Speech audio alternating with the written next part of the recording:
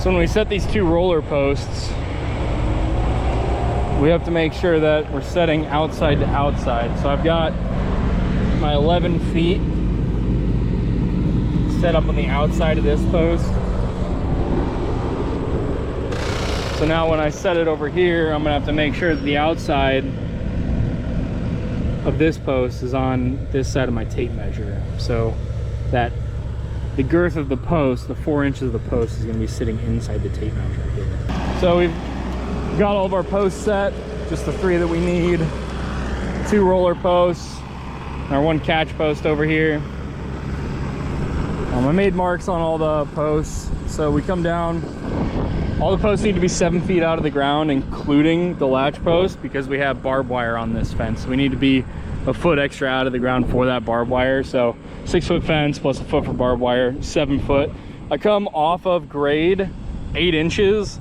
And so where I make my mark at is 7 foot minus 8 inches. So that'd be 76 inches.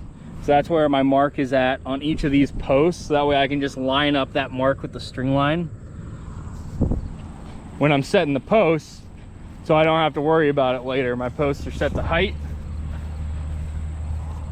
So then when we come back to actually put on the cantilever gate and reattach the fabric, we don't have to worry about cutting the posts at all.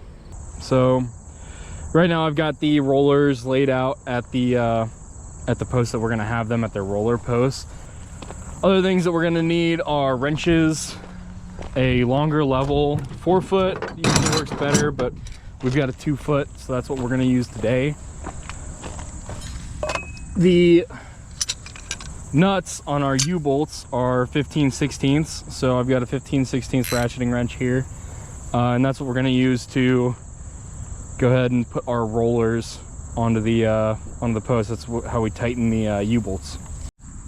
So we're gonna go ahead and put our bottom rollers on tight first, and then we'll put the top rollers on loose. We'll put the bottom rollers on, and then we'll set this post that's right next to me on top of them. The distance between our 2 roller posts from outside of post to outside of post is 11 feet, and so I had to make sure that I got a post or a piece of rail that's longer than 11 feet, so that way it can sit on top of the 2 rollers properly, so we can get a level reading on it. So we'll put on the rollers, get them semi-tight, throw the post on top of the rollers, and then we'll see where the post is at level wise, and if one side needs to come up, then we'll move that side up, tighten it down, and then tighten the other side down when it's all perfectly level. And the top ones we'll just leave loose, so that way when we come and set the cantilever gate on top of the bottom rollers, we can just hold that gate in place and tighten the move the top ones down and tighten that one. So when placing these rollers, obviously you want to place the rollers on the side that the cantilever gate is going to be sitting on. Typically you want the cantilever gate sitting on the inside of your fence, so that way the nuts are pointing back towards the inside of the fence.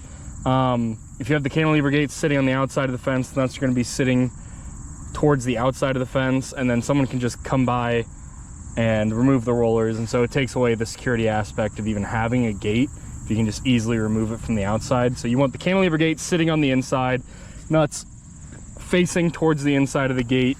You want to leave a decent amount of space underneath your roller. You don't want the roller on top of the ground, because then, you know, it won't be able to roll. But just give it, you know, a few inches berth off the ground, and then we'll move it up or down, adjust it wherever necessary.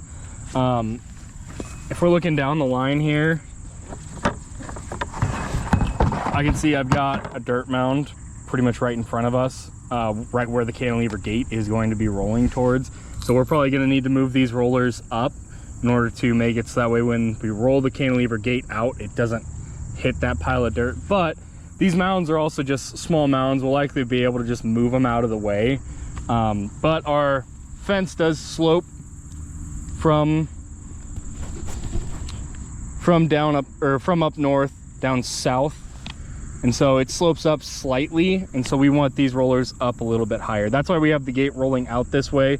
If we had the gate rolling out the opposite way, when you open up the gate, you'd be opening it up uphill, and it would likely hit the ground when you open it up. So in order to prevent that from happening, if you were rolling uphill, you would have to move the gate up higher, and then it would have more distance between the bottom of the gate and the ground itself, and that would, you know, cause a breach in security. Someone could possibly slip under that space. So that's why you want the gate, when it opens, to open going downhill, and when it closes, to close going uphill. So that way you can have as little space as possible between the ground and the gate. So I've got both the bottom rollers on. Now we're gonna go ahead and check, see if we're level. So we'll take the post that we brought, we'll set it on top of both rollers, getting it pretty center.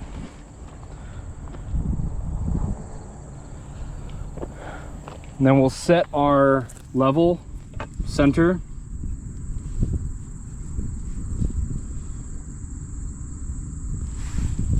As you can see, the bubble on the level, it's leaning slightly to the left, which means it will either have to bring down this roller or bring up this roller.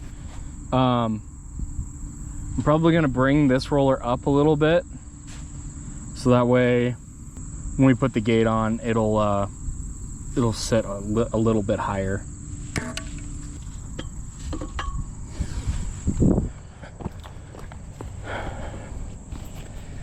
And we're pretty much perfect there.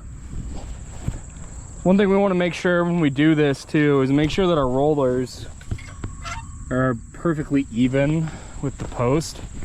That one was a little bit off, and this one is a little bit off as well. You can see how it's touching the post on this side of the roller, but there's a pretty decent gap on this side of the roller.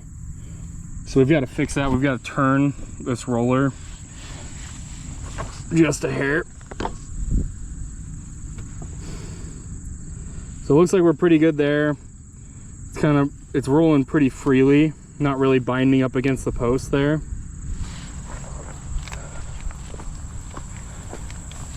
And then this one will do the same. So you can see on this close side, it's got more of a gap here, less of a gap here. So we've got to rotate it pretty much the same direction, just a hair, just enough.